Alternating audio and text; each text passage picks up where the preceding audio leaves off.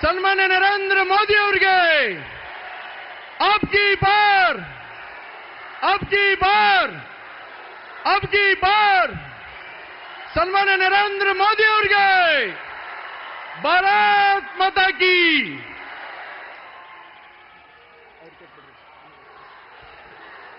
नमस्कार। सम्मान्य वासपीठ तथा देवियों और सज्जनों, अब आप मोदी जी के सुनने के लिए थोड़ी देर शांत रहिए। सज्जनों, एक लंबे अरसे के बाद अब आस जगी है। आजादी के बाद खुद से लड़ने की अब बात चली है। अपनी गलतियों को सुधारने की अब बात चली है। अपनी क्षमता को पहचान देशभक्ति की जोत जलाकर अंतरिक्ष में उड़ान भरने की अब बात चली है। एक नरेंद्र ने 150 साल पहले भारत को जगाया था, एक नरेंद्र ने फिर से देश को झकझोरा है। मैं श्री रमेश देशपांडे जी को माइक सौंपती हूं। भारत माता की, भारत माता की जय श्री राम। मैं श्री आदरणीय प्रधानमंत्री जी, विश्व के नेता श्री नरेंद्र मोदी जी को चिक्कोड़ी और बेलगांव पार्लियामेंट की ओर से और आपके तरफ से मैं हृदयपूर्वक स्वागत करता हूं इस मंच पर। मैं बहुत आदरणीय मोदी जी को स्वागत करता हूं और इसके साथ ಹುಟ್ಟು ಹೋರಾಟಗಾರರು, ರಾಜ್ಯ ರೈತ ನಾಯಕರು, ಮಾಜಿ ಮುಖ್ಯಮಂತ್ರಿಗಳಾಗಿರ್ತಕ್ಕಂಥ ಶ್ರೀಯುತ ಯಡಿಯೂರಪ್ಪನವರನ್ನ ಸ್ವಾಗತ ಮಾಡ್ತೇನೆ। ಅದರ ಜೊತೆಗೆ ವೇದಿಕೆ ಮೇಲೆ ಆಸೀನರಾಗಿರ್ತಕ್ಕಂಥ ಎಲ್ಲ ಗೌರವಾನ್ವಿತ ಸಂಸದರನ್ನ, ಶಾಸಕರುಗಳನ್ನ, ಎಲ್ಲ ಪದಾಧಿಕಾರಿಗಳನ್ನ, ಮಾಧ್ಯಮದವರನ್ನ, ಬೆಳಗಾವಿ ಮತ್ತು ಚಿಕ್ಕೋಡಿ ಮೂಲೆ ಮೂಲೆಗಳಿಂದ ಬಂದಿರತಕ್ಕಂಥ ತಮ್ಮೆಲ್ಲರನ್ನು ಹೃದಯಪೂರ್ವಕವಾಗಿ ಸ್ವಾಗತವನ್ನು ಮಾಡ್ತಾ ಈ ಒಂದು ಕಾರ್ಯಕ್ರಮದಲ್ಲಿ ಕೇಂದ್ರ ಸರ್ಕಾರದ ಫಲಾನುಭವಿಗಳಾಗಿರ್ತಕ್ಕಂಥ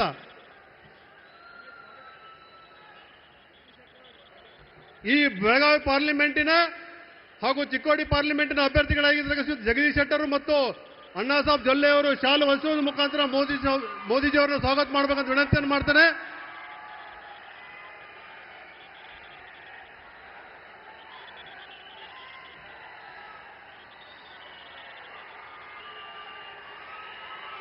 ಅದರ ಜೊತೆಗೆ ಉತ್ತರದ ಮಾಜಿ ಶಾಸಕರಾಗಿರ್ತಕ್ಕಂಥ ಶ್ರೀ ಅನಿಲ್ ಬೆನಕೆ ಅವರು ಪಗಡಿಯನ್ನು ತೊಡಿಸುವುದರ ಮುಖಾಂತರ ಸ್ವಾಗತವನ್ನು ಮಾಡಬೇಕಂತ ವಿನಂತಿಯನ್ನು ಮಾಡ್ತೇನೆ।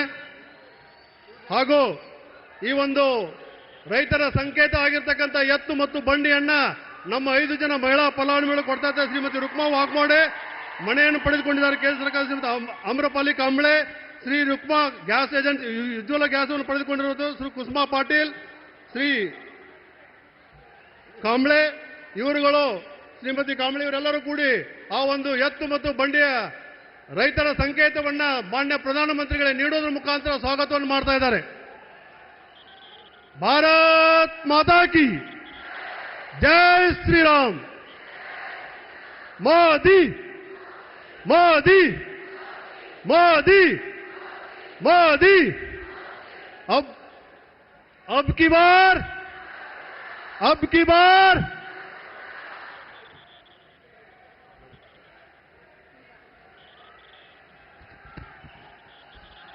भारत माता की। अब की बार मोदी जी को सम्मानित किया जा रहा है। मेरा वचन है भारत मां को, तेरा शीश नहीं झुकने दूंगा। मेरा वचन है भारत मां को, तेरा शीश नहीं झुकने दूंगा। सौगंध मुझे है मिट्टी की, मैं देश नहीं लूटने दूंगा। वो लूट रहे हैं सपनों को, मैं चैन से कैसे सो जाऊं। वो बेच रहे हैं भारत को, खामोश में कैसे हो जाऊं। हाँ, मैंने कसम उठाई है, मैं देश बिकने नहीं दूंगा। सौगंध मुझे इस मिट्टी की, मैं देश नहीं झुकने दूंगा। वो जितने अंधेरे लाएंगे, मैं उतने उजाले लाऊंगा। वो जितनी रात बढ़ाएंगे, मैं उतने सूरज उगाऊंगा। सौगंध मुझे है मिट्टी की, मैं देश नहीं लूटने दूंगा। सम्मान्य मोदी जी, ये आपकी प्रिय काव्य पंक्तियां आपके व्यक्तित्व, मंशा और उद्देश्य को दर्शाती है। तभी तो हम सभी आपकी इज्जत आदर करते हैं। विश्वास रखते हैं। अब मैं माननीय श्री येडियुरप्पा जी को अपनी वाणी से उपकृत करने का निवेदन करती हूं। माननीय श्री येडियुरप्पा जी।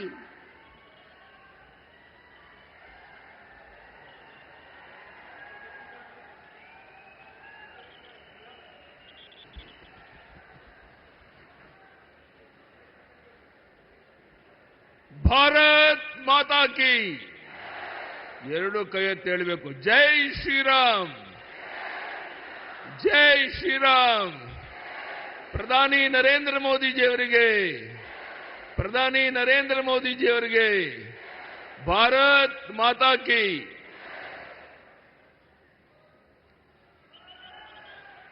ಇಡೀ ವಿಶ್ವವೇ ಮೆಚ್ಚಿರುವಂತ, ಇಡೀ ವಿಶ್ವವೇ ಯಾರ ಮಾರ್ಗದರ್ಶನಕ್ಕಾಗಿ ಕಾದು ಕುಂತಿದ್ದಾರೋ ಅಂತ ಮಹಾನ್ ವ್ಯಕ್ತಿ ಈ ದೇಶದ ಪ್ರಧಾನಿ ನರೇಂದ್ರ ಮೋದಿಜಿಯವರು ಬಂದಿದ್ದಾರೆ. ಸುಮಾರು 25,000 ಜನ ನಿಲ್ಲಕ್ಕೆ ಜಾಗ ಇಲ್ಲದೇನೆ ಹೊರಗಡೆ ನಿಂತಿರೋದನ್ನ ನಾವು ನೋಡ್ತಾ ಇದ್ದೇವೆ ಬಂಧುಗಳೇ. ಇವತ್ತು ನಮ್ಮ ಬೆಳಗಾವಿಯಿಂದ ಜಗದೀಶ್ ಶೆಟ್ಟರ್ ಅವರು, ಚಿಕ್ಕೋಡಿಯಿಂದ ಅಣ್ಣಾ ಸಾಹೇಬ್ ಜೊಲ್ಲೆ ಅವರು ಚುನಾವಣೆಗೆ ನಿಂತಿದ್ದಾರೆ.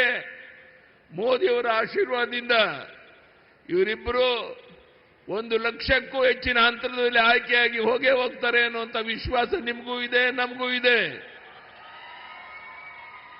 ಹೌದು ಯಡಿಯೂರಪ್ಪನವರೇ, 1 ಲಕ್ಷಕ್ಕಿಂತ ಹೆಚ್ಚಿನ ಅಂತರದಲ್ಲಿ ಇಬ್ಬರನ್ನು ಗೆಲ್ಲಿಸ್ತೇವೆ ಅನ್ನೋಲ್ಲ. ಕೈ ಎತ್ತಿ ನೋಡೋಣ ಒಂದ್ಸಾರಿ. ಭಾರತ್ ಮಾತಾ ಕಿ. ಕಳೆದ 10 ವರ್ಷದಿಂದ ನರೇಂದ್ರ ಮೋದಿಜಿಯವರು ಪ್ರಧಾನಿ ಆದಮೇಲೆ ಒಂದು ದಿನ ವಿಶ್ರಾಂತಿ ತಗೊಳ್ಳದೇನೆ ದೇಶ ವಿದೇಶಗಳಿಗೆ ಹೋಗಿ ಬಂದ ಮೇಲೂ ಸಹ ನಿರಂತರವಾಗಿ ಕೆಲಸ ಮಾಡ್ತಿರುವಂತ ನಮ್ಮ ಪ್ರಧಾನಿ ನರೇಂದ್ರ ಮೋದಿಜಿಯವರು ಬಂದಿರುವಂತಹದ್ದು ನಮಗೆಲ್ಲರಿಗೂ ತುಂಬಾ ಸಂತೋಷ, ಆನಂದ, ಸಂಭ್ರಮವನ್ನು ತಂದಿದೆ ಬಂಧುಗಳೇ. ಇವತ್ತು ಯಾವ ಪ್ರಧಾನಿ ನರೇಂದ್ರ ಮೋದಿಯವರು ಕಿಸಾನ್ ಸನ್ಮಾನ್ ಯೋಜನೆಯನ್ನ ಜಾರಿಗೆ ತಂದು ಕೇಂದ್ರ ಸರ್ಕಾರದಿಂದ 6,000 ಕೊಡ್ತಿದ್ರು, ರಾಜ್ಯ ಸರ್ಕಾರದಿಂದ ನಾನು ಮುಖ್ಯಮಂತ್ರಿ ಆಗಿದ್ದಾಗ 4,000 ಕೊಡ್ತಾ ಇದ್ದೆ. ಆದರೆ ಈ ಸರ್ಕಾರ ದಿವಾಳಿಯಾಗಿ ಆ 4,000 ಕೊಡೋದನ್ನು ನಿಲ್ಲಿಸಿದ್ದಾರೆ. ಬಹುಶಃ ಈ ಸರ್ಕಾರ ಖಜಾನೆ ಖಾಲಿಯಾಗಿದೆ. ಜನಹಿತವನ್ನ ಸಂಪೂರ್ಣ ಮರೆತು ಒಂದು ರೀತಿ ತೊಗಲಕ್ ದರ್ಬಾರ್ ನಡೆಸ್ತಾ ಇರುವಂತಹ ಈ ಸರ್ಕಾರವನ್ನ ಕಿತ್ತೊಗಿಬೇಕಾಗಿದೆ.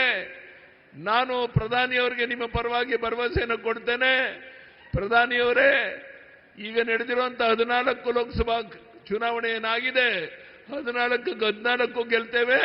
ಮುಂದೆ ಬರುವಂತಹ 14 ಕ್ಷೇತ್ರವನ್ನು ಗೆಲ್ತೇವೆ ಅನ್ನೋ ಭರವಸೆಯನ್ನು ಕೊಡಬಹುದಾ ನಾನು? ಹೀಗೆ 28ಕ್ಕೆ 28 ಲೋಕಸಭಾ ಕ್ಷೇತ್ರವನ್ನು ಗೆದ್ದು ನಮ್ಮ ಸಂಸತ್ ಸದಸ್ಯನ ಡೆಲ್ಲಿಗೆ ಕರ್ಕೊಂಡು ಹೋಗೋಣ. ಈ ವಿಶೇಷವಾದ ಸಂದರ್ಭದಲ್ಲಿ ಒಂದು ದಿನ ವಿಶ್ರಾಂತಿ ತಗೊಳ್ಳದೇನೆ ಜಗತ್ತಿನ ಉದ್ದಗಲಿಕ್ಕೆ ಓಡಾಟ ಮಾಡ್ತಾ ಇಲ್ಲಿಗೆ ಬಂದಿರುವಂತಹ ಪ್ರಧಾನಿ ನರೇಂದ್ರ ಮೋದಿಜಿಯವರನ್ನ ಅತ್ಯಂತ ಸಂಭ್ರಮದಿಂದ ಸ್ವಾಗತವನ್ನ ಮಾಡ್ತಾ ಇದ್ದೇನೆ ಬಂಧುಗಳೇ. ಇವತ್ತು ನಮ್ಮ ಪ್ರಧಾನಿ ನರೇಂದ್ರ ಮೋದಿಜಿಯವರು ವಿಶ್ವವೇ ಮೆಚ್ಚಿರುವಂತ ಮಹಾನ್ ನಾಯಕ. ಅಂತ ವ್ಯಕ್ತಿ ಇಲ್ಲಿಗೆ ಬಂದಿರುವಂತಹದ್ದು ಬೆಳಗಾವಿ, ಚಿಕ್ಕೋಡಿ 2 ಕ್ಷೇತ್ರದಲ್ಲಿ ಬಹಳ ದೊಡ್ಡ ಅಂತರದಲ್ಲಿ ನಮ್ಮ 2 ಅಭ್ಯರ್ಥಿಗಳನ್ನ ಆಯ್ಕೆ ಮಾಡಿ ಕಳಿಸ್ಕೊಡ್ತೇವೆ. ಮೋದಿಜಿಯವರೇ, ನಿಮ್ಮ ಆಶೀರ್ವಾದ ಇರಬೇಕಷ್ಟೇ. ಜಗತ್ತೇ ಮೆಚ್ಚಿರುವಂತ ನಮ್ಮ ನಾಯಕ, ಇಡೀ ವಿಶ್ವವೇ ಮೆಚ್ಚಿರುವಂತ ಪ್ರಧಾನಿ ನರೇಂದ್ರ ಮೋದಿಜಿಯವರು ಇಲ್ಲಿಗೆ ಬಂದಿದ್ದಾರೆ. ಅವರೆಲ್ಲರನ್ನ ಅತ್ಯಂತ ಸಂಭ್ರಮದಿಂದ ನಾವು ಸ್ವಾಗತ ಮಾಡ್ತಾ ಇದ್ದೇವೆ. ಭಾರತ್ ಮಾತಾ ಕಿ. ಕೈ ಎತ್ತಿ ಹೇಳಬೇಕು. ಪ್ರಧಾನಿ ನರೇಂದ್ರ ಮೋದಿಜಿಯವರಿಗೆ, ಪ್ರಧಾನಿ ನರೇಂದ್ರ ಮೋದಿಜಿಯವರಿಗೆ ಭಾರತ್ ಮಾತಾ ಕಿ, ಭಾರತ್ ಮಾತಾ ಕಿ. ಧನ್ಯವಾದಗಳು. ನಮಸ್ಕಾರ. ತುಂಬಾ ಧನ್ಯವಾದಗಳು. ಈಗ ನಾನು ನಮ್ಮ ನೆಚ್ಚಿನ ಪ್ರಧಾನಮಂತ್ರಿಗಳಾದ, ವಿಶ್ವದ ಮಹಾನಾಯಕರಾದ ಪ್ರಧಾನಮಂತ್ರಿ ಮೋದಿಜಿ ಅವರಿಗೆ ತಮ್ಮ ಜೊತೆ ಮಾತನಾಡಲು ವಿನಂತಿಸುತ್ತೇನೆ. प्रधानमंत्री मोदी जी, आप सभा को संबोधित करें.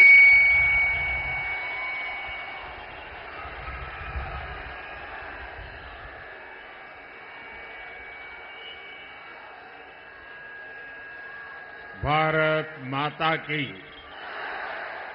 भारत माता की, भारत माता की.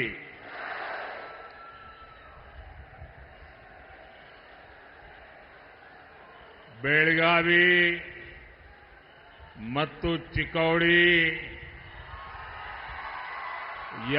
ಸೋದರ ಸೋದರಿಯರಿಗೆ ನನ್ನ ನಮಸ್ಕಾರಗಳು.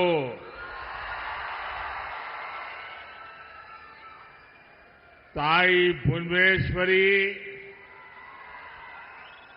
और मां सौदत्ती येलम्मा को मैं प्रणाम करता हूं.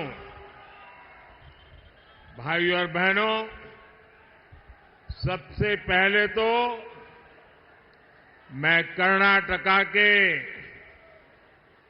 सभी वोटर्स का अभिनंदन करता हूं. कर्नाटका में मैं जहां जहां गया हूं, मुझे एक ही स्वर सुनाई देता है. फिर एक बार, फिर एक बार, फिर एक बार. साथियों, हम सभी छत्रपति शिवाजी महाराज को मानने वाले लोग, हम सभी भगवान बसवेश्वरा का अनुसरण करने वाले लोग, छत्रपति शिवाजी महाराज ने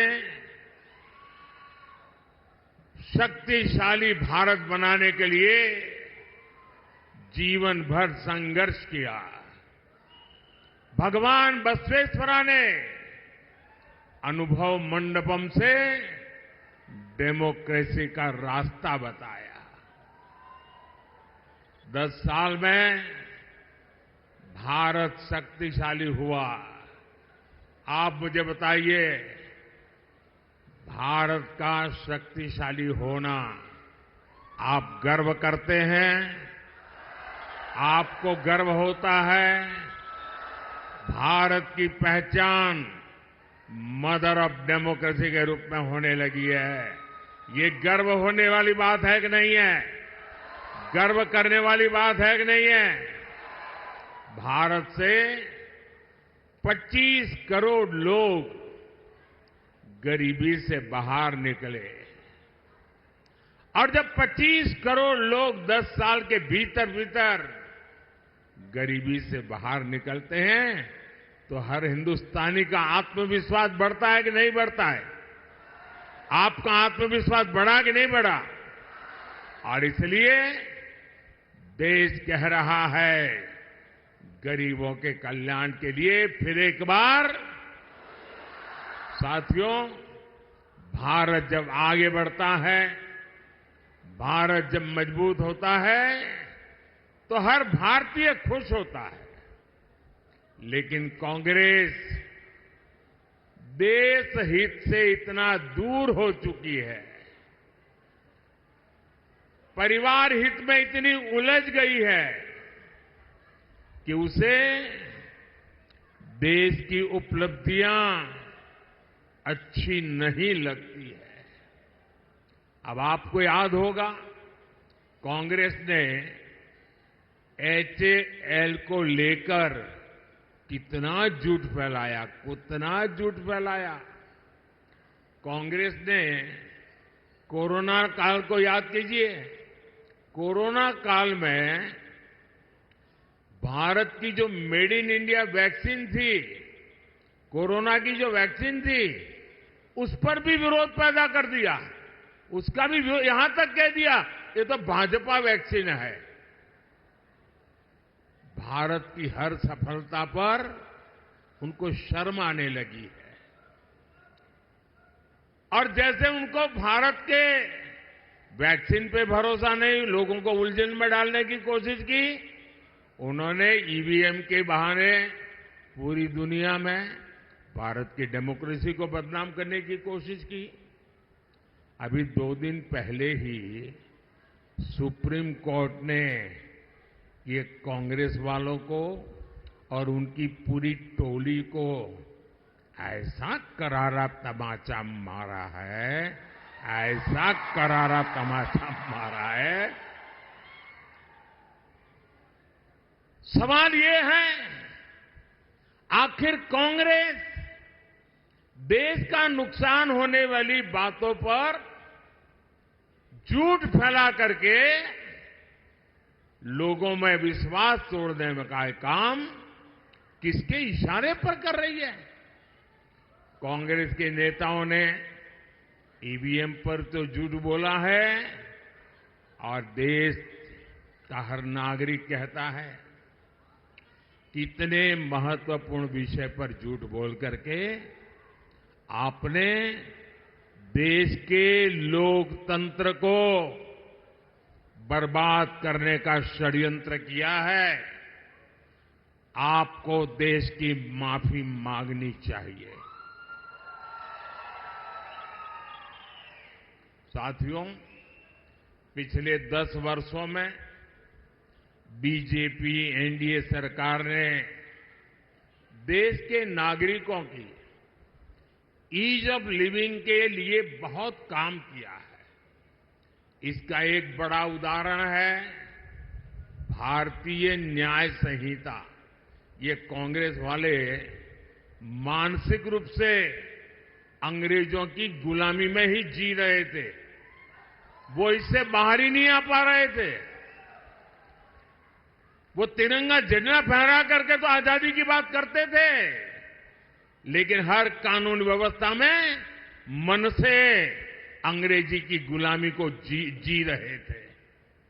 गुलामी के कालखंड से प्रेरित इतना पुराना आजादी के पहले का कानून, क्रिमिनल जस्टिस सिस्टम का हटाना, भारतीय जनता पार्टी की सरकार ने उसको हटा दिया। अब भारत में न्याय संहिता में दंड को नहीं बल्कि नागरिकों को न्याय मिलने को प्राथमिकता दी गई है। इसमें आतंकवाद से जुड़े कानूनों को भी और सख्त किया गया है। दूसरों पर अत्याचार से जुड़े कानूनों को कड़ा बनाया गया है। भारतीय साक्ष्य अधिनियम में इलेक्ट्रॉनिक एविडेंस को लेकर नया प्रावधान किए गए हैं। 1 जुलाई से लागू होने के बाद ये संहिता देश के हर नागरिक को बहुत मदद करने वाली है। लेकिन साथियों, जब से कर्नाटका में कांग्रेस सरकार आई है, तब से पूरे स्टेट में लॉ एंड ऑर्डर की स्थिति बहुत खराब है कि नहीं? खराब है कि नहीं? हालत बद से बदतर हो रहा है कि नहीं हो रहा है? यहां बेलगावी में एक आदिवासी बहन के साथ जो कुछ हुआ, चिक्कोड़ी में जैन मुनि महाराज साहब के साथ जो हुआ, वो शर्मसार करने वाला है कि नहीं है? पीड़ा करने वाला है कि नहीं है? कर्नाटक की प्रतिष्ठा को धूल में मिलाने वाला है कि नहीं है? और देखिए उनकी हिम्मत। हुबली में हमारी एक बेटी के साथ जो कॉलेज कैंपस में हुआ, उसने तो पूरे देश में भूचाल ला दिया है। उस बेटी का परिवार एक्शन की मांग करता रहा, लेकिन कांग्रेस की सरकार तुष्टीकरण का दबाव उसी को प्राथमिकता देती है। उनके लिए नेहा जैसी बेटियों की जिंदगी की कीमत नहीं है, उनको तो अपने वोट बैंक की चिंता है। बेंगलुरु के कैफे में बम धमाका हुआ, तब भी कांग्रेस ने शुरुआत में इसे लेकर गंभीरता ही नहीं है, यहां तक कह दिया ये तो गैस का सिलेंडर फटा था। देश की जनता के आंख में क्यों धूल झोंक रहे हो कांग्रेस के लोग? अगर तुमसे नहीं बनता है तो छोड़कर के घर चले जाओ।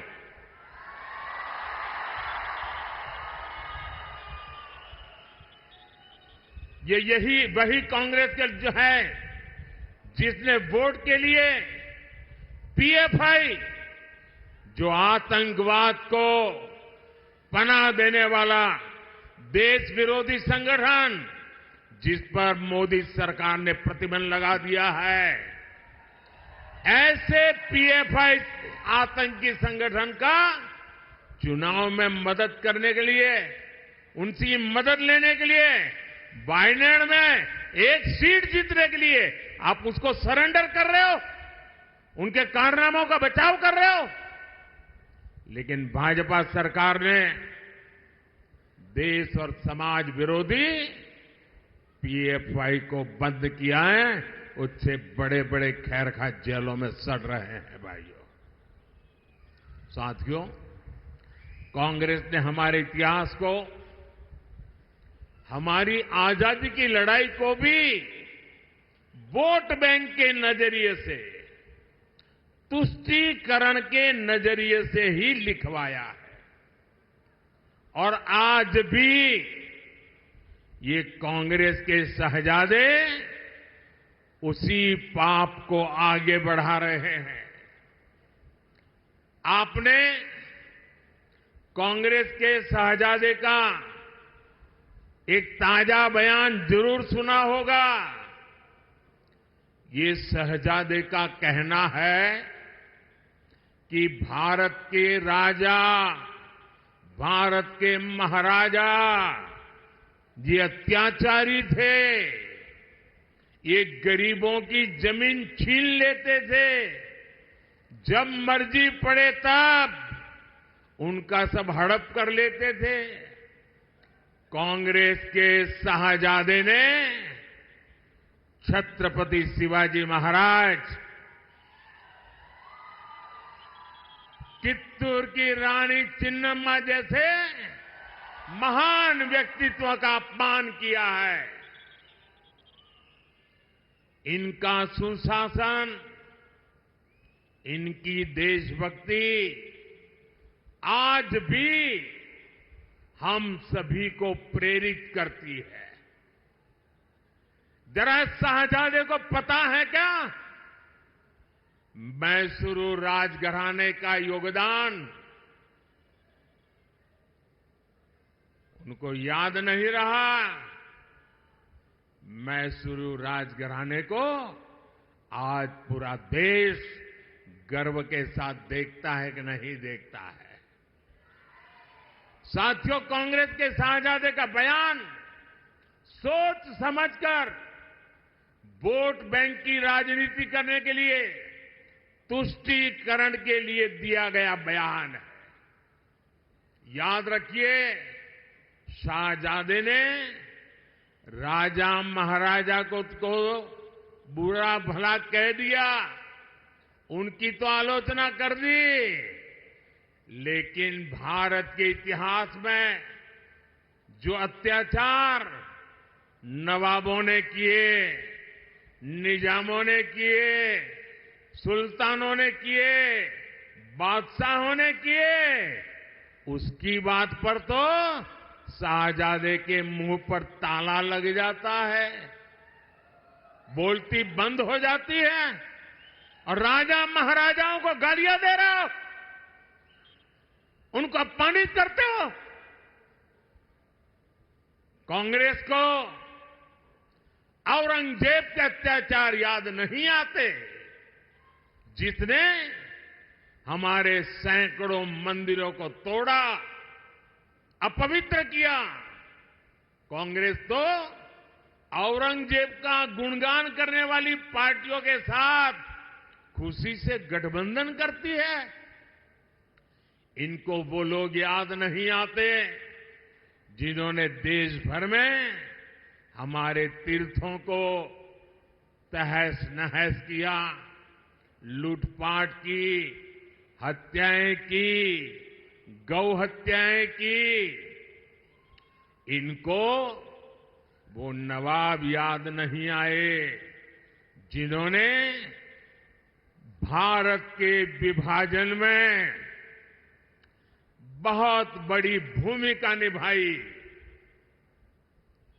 कोई कल्पना कर सकता है क्या बनारस के राजा के बिना बनारस हिंदू विश्वविद्यालय की स्थापना संभव हो सकती थी? क्या महारानी अहल्याबाई होलकर ने मंदिरों का पुनर्निर्माण कराकर हमारे आस्था स्थलों की रक्षा की या नहीं की? मैं गुजरात से आता हूं, मेरा गांव गायकवाड़ स्टेट में पड़ता है।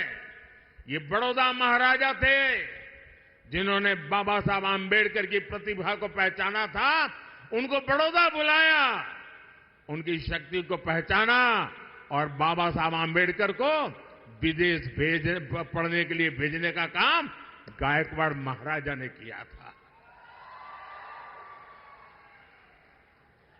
ये कांग्रेस के शाहजादे को इन राजा महाराजाओं का योगदान याद नहीं आता है, लेकिन वोट बैंक की राजनीति के लिए वे राजा महाराजाओं के खिलाफ बोलने की हिम्मत करते हैं, नवाबों के खिलाफ, बादशाहों के खिलाफ, सुल्तानों के खिलाफ एक शब्द बोलने की उनमें ताकत नहीं है। कांग्रेस की तुष्टीकरण की मानसिकता अब देश के सामने खुल करके सामने आ रही है और यही मानसिकता कांग्रेस के मैनिफेस्टो में भी झलकती है।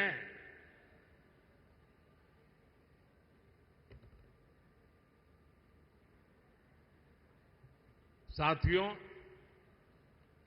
आज पूरा देश समझ गया है कि जहां कांग्रेस आई वहां से विकास का पलायन गया, विकास का पलायन शुरू हो जाता है। कर्नाटका में भी यही हो रहा है। जब बीजेपी की सरकार यहां थी तो भारत में फॉरेन डायरेक्ट इन्वेस्टमेंट का बहुत बड़ा हिस्सा कर्नाटका में आता था, लेकिन अब यहां स्थितियां बदल रही हैं। जब से कांग्रेस सरकार यहां आई है तब से रोड के, इरिगेशन के सारे काम बंद पड़ गए हैं। यहां बिजली के कट लगने से हर कोई परेशान है, उद्योग परेशान है, लोग परेशान हैं और इसलिए ही लोग कहते हैं जहां कांग्रेस आई वहां बर्बादी लाई। साथियों, हमारा देश छोटे किसानों का देश है। कृषि क्षेत्र का कायाकल्प करने के लिए ये बहुत जरूरी है कि हम छोटे किसानों की संगठन शक्ति को एकजुट करें। इसलिए बीजेपी एनडीए सरकार एफपीओज, सेल्फ हेल्प ग्रुप और कोऑपरेटिव तीनों पर बल दे रहा है। बीजेपी सरकार में देश भर में 8,000 नए किसान उत्पादक संघ बने हैं, एफपीओज बने हैं। ये एफपीओज इनपुट कॉस्ट कम करने से लेकर किसानों को मार्केट रेट दिलाने तक में बड़ी भूमिका निभा रहे हैं। पिछले 10 साल में 10 करोड़ महिलाएं सेल्फ हेल्प ग्रुप में शामिल हुई है। इन्हें केंद्र सरकार ने लाखों करोड़ रुपए की आर्थिक सहायता दी है। केंद्र सरकार पैक्स को मजबूत करने के लिए भी लगातार काम कर रही है। सरकार 60,000 से ज्यादा पैक्स के कंप्यूटराइजेशन का काम भी पूरा करने में जुटी है। एनडीए सरकार शुगर कोऑपरेटिव्स को भी बढ़ावा दे रही है। बीजेपी सरकार ने पेट्रोल में इथेनॉल ब्लेंडिंग को बढ़ाकर गन्ना किसानों की बहुत बड़ी मुश्किल आसान की है। इथेनॉल ब्लेंडिंग की वजह से गन्ना किसानों को 70,000 करोड़ रुपए से ज्यादा उनको कमाई हुई है। चीनी मिलों पर बकाया होने की उनकी समस्या भी अब दूर हो रही है। लेकिन साथियों, यहां कांग्रेस ने फार्मर्स के साथ जो विश्वासघात किया है वो तो बहुत बड़ा पाप है। यहां जब बीजेपी की सरकार थी तो फार्मर्स के बैंक अकाउंट में 10,000 रुपये 10,000 रुपये जमा होते थे। कांग्रेस की सरकार ने आते ही 4,000 रुपया देना बंद कर दिया। अब वोट मिल गया, अब किसान जाने, किसान का काम जाने, उनको परवाह ही नहीं है। अब मोदी जो 6,000 रुपया भेजता है वही किसान को जाता है, यहां के पैसे उन्होंने काट लिए। और पीएम किसान सम्मान निधि के पैसे आपको ऐसे ही मिलते रहेंगे। ये कर्नाटका वालों ने जो पाप किया है उसकी सजा आप इस चुनाव में दीजिए, और मोदी आने वाले वर्षों में भी आपको गारंटी देता है जो दिल्ली से भेजा जाता है वो चालू रहेगा। साथियों, आपका ये सेवक गांव, किसान, नौजवान, नारी शक्ति को सशक्त करके आपकी संपत्ति बढ़ाने में जुटा है। लेकिन कांग्रेस क्या कर रही है? कांग्रेस के शहजादे आजकल घोषणा कर रहे हैं, और भाई बहन दोनों कर रहे हैं, कि वो चुनाव अगर जीत गए तो पूरे देश का एक्सरे करेंगे, आपकी प्रॉपर्टी का एक्सरे किया जाएगा, बैंक के लॉकर का एक्सरे किया जाएगा, आपकी जमीन कितनी है एक्सरे होगा, आपके पास गाड़ी कितनी है, स्कूटर कितने हैं, साइकिल कितनी है, इसका एक्सरे होगा। महिलाओं के पास स्त्री धन कितना है, गहने कितने हैं, सोना कितना है, मंगलसूत्र कहां पड़ा है, इसका एक्सरे किया जाएगा। यानी ये लोग हर घर में छापा मारकर आपकी संपत्ति पर कब्जा करना चाहते हैं। आपकी संपत्ति पर कब्जा करने के बाद कांग्रेस इसे रीडिस्ट्रीब्यूशन की बातें कर रही है, अपनी पसंदीदा वोट बैंक को देना चाहती है। क्या आप अपनी गाड़ी कमाई की संपत्ति को लूटने देंगे? आपने बचाया हुआ सोना चांदी लूटने देंगे? क्या आपके मंगलसूत्र पर किसी को हाथ लगाने देंगे? कोई पंजा आपकी संपत्ति लूट सकता है क्या?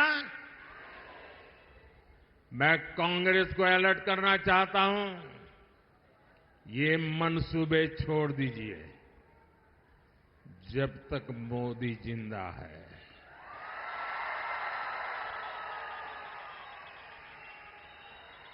ये आपके मंसूबे में पार नहीं होने दूंगा। ये आपके खेल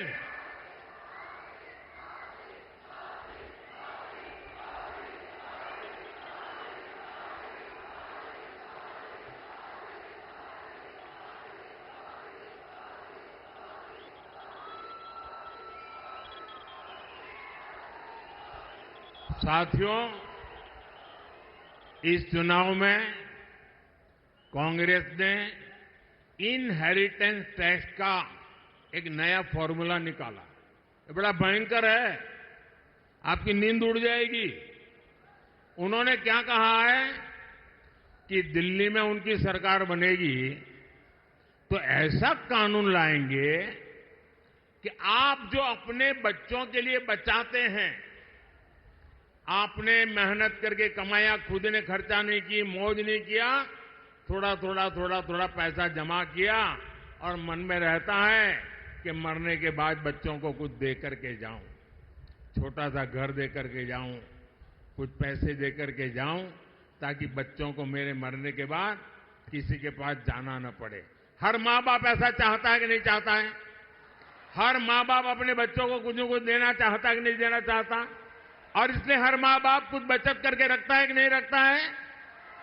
अब ये कांग्रेस वाले कहते हैं आपने जो बचाया है, अगर आप अपने बच्चों को अब नहीं दे सकते हैं, आपने जो बचाया है अगर बच्चों को देना है तो 55%, 55% उस पर टैक्स लेकर के सरकार वो छीन लेगी। मतलब 2 मकान है तो एक कांग्रेस की सरकार की जेब में और दूसरे से अपने 2 बच्चों को बांट के दो। अपनी वोट बैंक को बांटने के लिए ये आपकी संपत्ति पर डाका डालना चाहते हैं, क्योंकि उन्होंने घोषणा की है कि इस देश की संपत्ति पर पहला अधिकार किसका है? उनकी वोट बैंक का है। ये डॉक्टर मनमोहन सिंह जी भी कह चुके हैं। मैं कर्नाटका के सभी लोगों से पूछना चाहता हूं, मैं आपके माध्यम से देशवासियों को पूछ रहा हूं, क्या आप ऐसा होने देंगे? ऐसा कानून लाने वालों को आने देंगे? ऐसी सोच वाली कांग्रेस को सजा देंगे? इस चुनाव में हर बूथ में उनको चुन चुन कर साफ करेंगे? भाइयों और बहनों, बीजेपी कित्तूर रानी चेन्नम्मा से प्रेरणा लेती है। इसलिए एनडीए सरकार ने सेना के हर मोर्चों को महिलाओं के लिए खोल दिए हैं। बेलगांव में तो संगोली रायन्ना सैनिक स्कूल भी बना है। हमारी बेटियां भी अब सैनिक स्कूलों में पढ़ पा रही है। बीजेपी सरकार की नीतियों की वजह से सेंट्रल पुलिस फोर्सेज में महिलाओं की संख्या अब 2 गुनी से भी अधिक हो चुकी है। साथियों, आपका सपना ही मोदी का संकल्प है।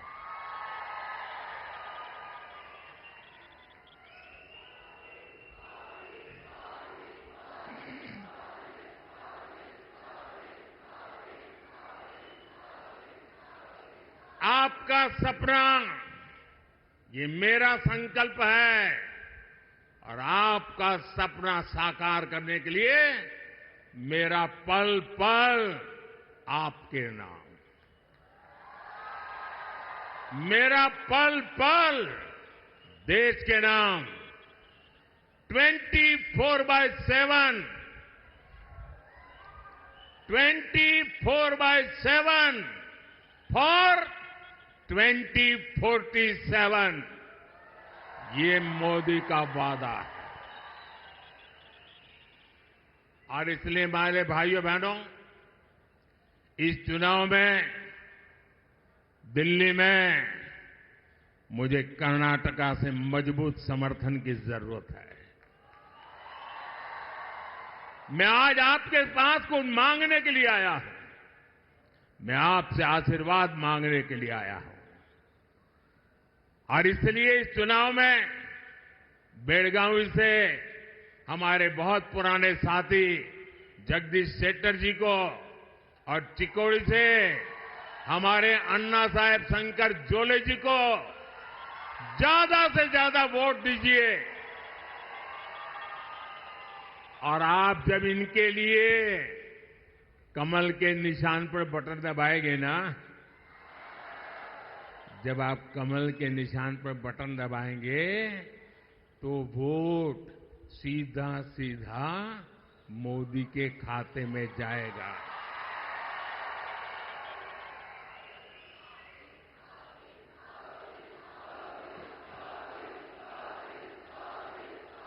तो मोदी को मजबूत बनाएंगे, मोदी को मजबूत बनाएंगे, मोदी को मजबूत बनाने के लिए घर घर जाएंगे, मोदी को मजबूत बनाने के लिए ज्यादा से ज्यादा मतदान करवाएंगे, सुबह 10 बजे के पहले ज्यादा से ज्यादा मतदान करेंगे, पहले मतदान फिर जलपान, पहले मतदान फिर जलपान, पहले मतदान फिर। आपसे मेरा आग्रह है, हमें सारे पुराने रिकॉर्ड तोड़ने हैं और हर पोलिंग बूथ जीतना है। जीतोगे? हर पोलिंग बूथ जीतोगे? अच्छा, मेरा एक काम करोगे? जरा हाथ ऊपर करके बताओ तो बताओ। मेरा एक काम करोगे? ये मेरा पर्सनल काम है, करेंगे? ये चुनाव वाला काम नहीं है, करेंगे? पक्का करेंगे? एक काम करना, घर घर जाइएगा और हर घर में जाके कहिएगा कि मोदी जी आए थे, मोदी जी ने आपको नमस्कार भेजा है। मेरा नमस्कार पहुंचा देंगे? जब मेरा नमस्कार आप पहुंचाएंगे ना, तो हर परिवार मुझे आशीर्वाद देगा और हर परिवार का आशीर्वाद मेरे लिए एक नई ऊर्जा बन जाता है। और जब नई ऊर्जा बन जाता है तो मैं पूरी शक्ति के साथ आपके सपनों को साकार करने के लिए अपनी जिंदगी खपा देता हूं। और इसलिए मुझे आपके आशीर्वाद चाहिए। मेरे साथ बोलिए, भारत माता की, भारत माता की, भारत माता की। बहुत बहुत धन्यवाद।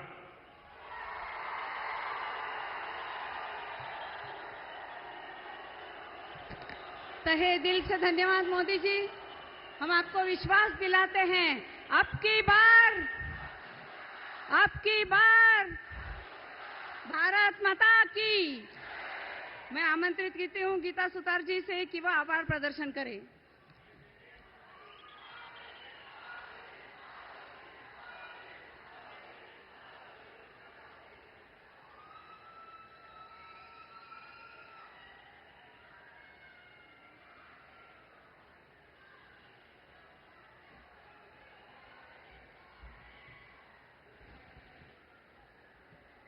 भारत के लाडले पंतप्रधान सन्मान्य श्री नरेंद्र मोदी जी को अपने बेलगावी कुंदा नगरी से तहे दिल से उनका धन्यवाद करती हूँ। और व्यासपीठावर और मंच पे आसीन सभी मान्यवरों को भी मैं तहे दिल से धन्यवाद कहती हूँ। और यहाँ मौजूद सारे मेरे भाई और बहनों, मैं तुम्हारा भी तहे दिल से धन्यवाद करती हूँ। धन्यवाद। जय हिंद।